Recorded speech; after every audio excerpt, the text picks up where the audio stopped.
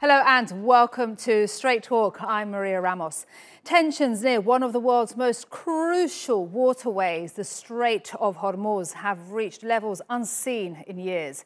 US President Donald Trump recently raised the stakes with Iran by sending bombers and also a carrier battle group to the Gulf. But Trump now seems to be backtracking. He's insisting that he does not want his maximum pressure campaign to boil over into an open conflict. And there are reports that the US is seeking back channels to defuse this latest crisis. Iran has since come out accusing the US of escalating tensions in the region. The country's Foreign Minister Javad Zarif said his government was not ready to talk with the US now, but that it would act with restraint despite the recent deployment of US ships and bombers to the region. Trump's determination to confront Tehran was reportedly fueled by an intelligence report that cited an imminent threat from Iran to US forces in the region. Other countries, however, have downplayed those threats. But the US felt it was urgent enough to pull out all non-essential diplomats in Iraq, citing those security concerns. And tensions between the US and Iran have steadily risen since Trump pulled out of the 2015 nuclear deal and reimposed sanctions on Tehran. So, are the US and Iran headed for a clash that could disrupt one of the world's most strategic waterways? Or is Trump's bluster just a symbolic show of force? Well, joining me now to answer all of this is Abbas Aslani. He's Director General of the World and Foreign Policy Department of Tasnim news agency, which is actually based in Tehran. And also Vehbi Baysan. He's Assistant Professor at the History Department of Ibn Haldun University right here in Istanbul. Gentlemen, thanks so much for joining us here on Straight Talk.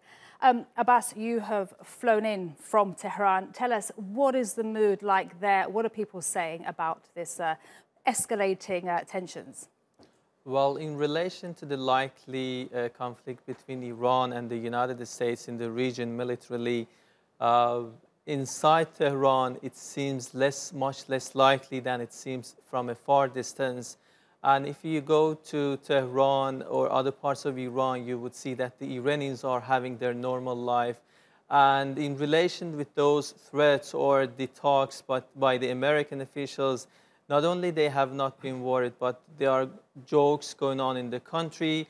And if you look at the economic section of the country, you would see that they have not been impacted by these talks between Iranian and American officials in this regard. And as a result of the American withdrawal from the nuclear deal, Iranians tried to make a recent nuclear announcement.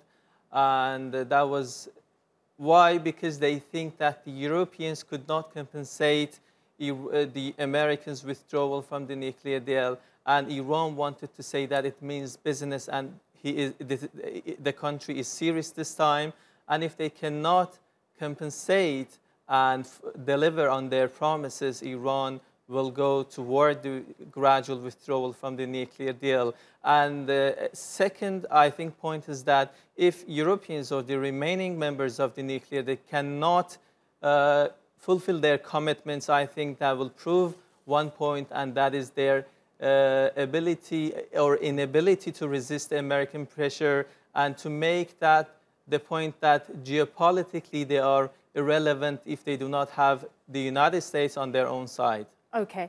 And Vehbi, the picture there that Abbas has painted of the reaction to the crisis is quite different from the way it's being portrayed outside Iran. Tell us, are we right now seeing a sort of backtracking? Has Trump miscalculated?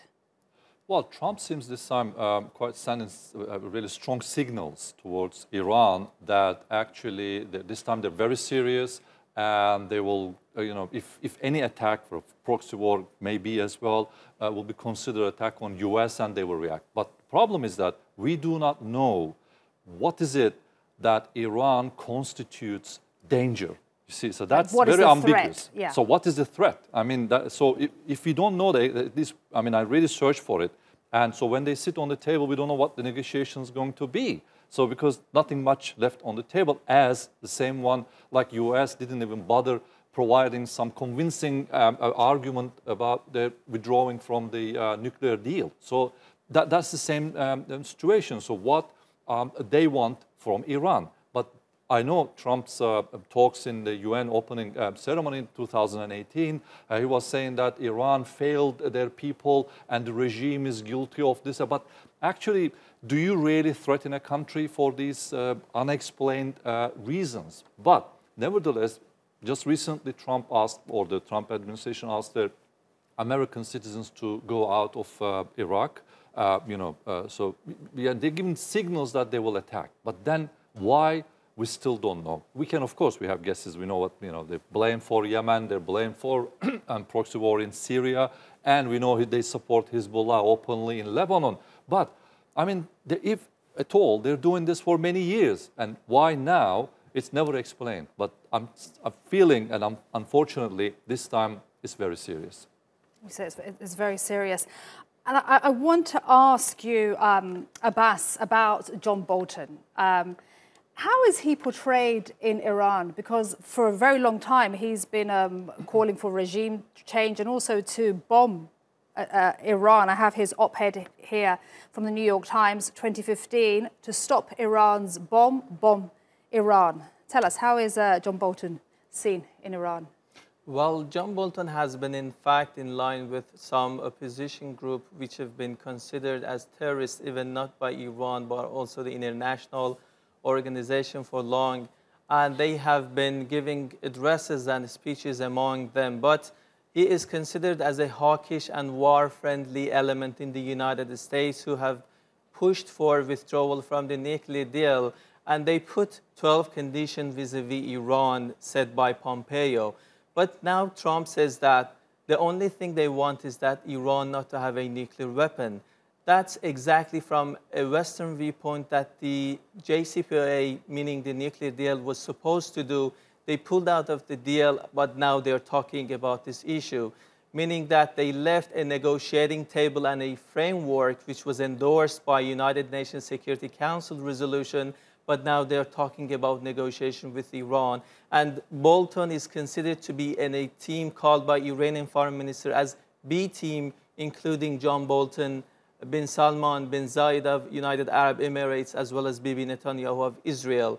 So these four people in different parts of the world have shaped and formed a group who is pushing toward more escalation and tension in the region. And in Iran, also the view and the perception of Bolton is a hawkish person who has been pushing for war. And the groups he has been supporting is not welcomed back in Iran. They do not have any base inside the country. So I think, and he also suggested a plan for withdrawal from the nuclear deal in 2017.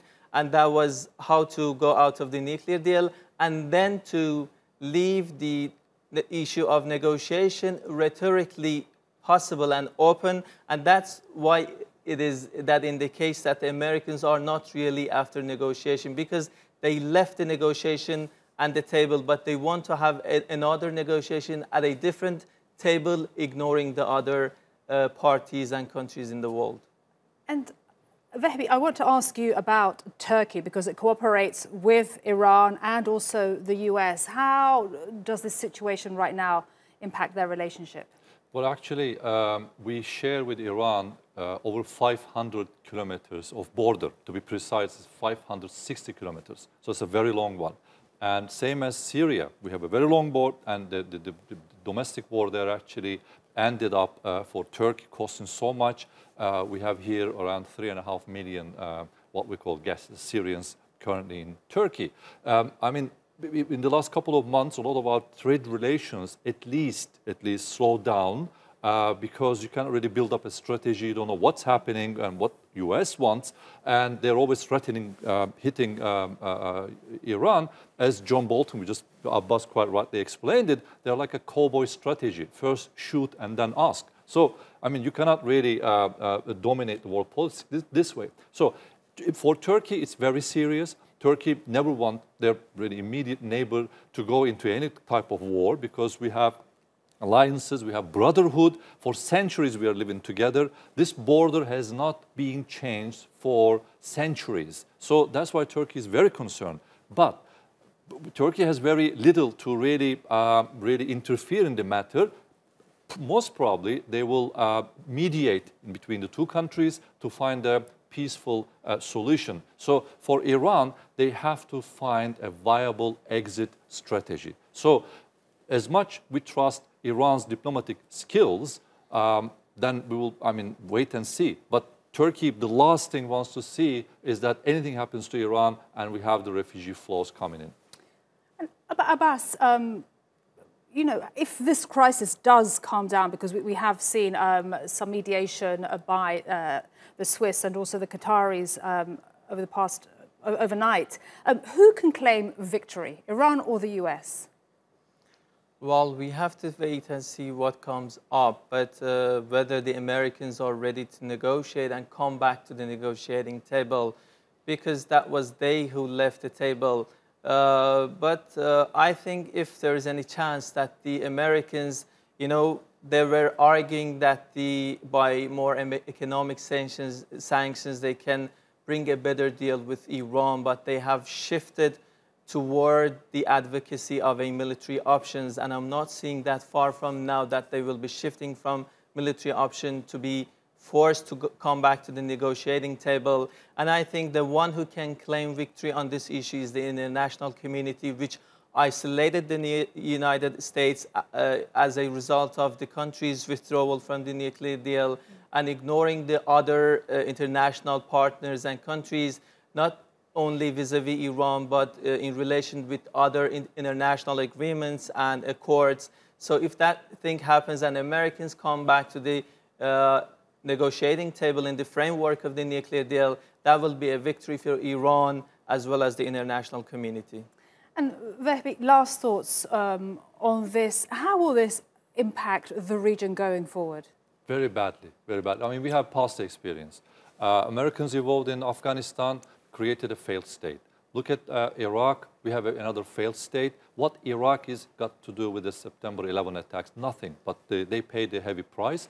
And Syria, again, a failed state. Yemen is there. I mean, we don't know what's going to happen there too. So this is going to further destabilize. I think as a great superpower, a force, America should work for the positive future of the region. We need more stability. We need more peace initiatives. I think any kinds of these threats and even an attack will further destabilize. I mean, look at it from Shia point of view. Perhaps in other Shia populations in other countries, we'll see it as an attack on Shia, etc. So it's going to, going to be in a mess. So I think nobody wishes to see this, but US certainly should be more constructive force in the region, establishing peace and security. All right, gentlemen, we'll have to leave it there. Unfortunately, I would have loved to have spoken for much longer on such a crucial issue right now. Abbas Aslani and Vehbi Baysan, thank you, gentlemen, for joining us on Straight Talk.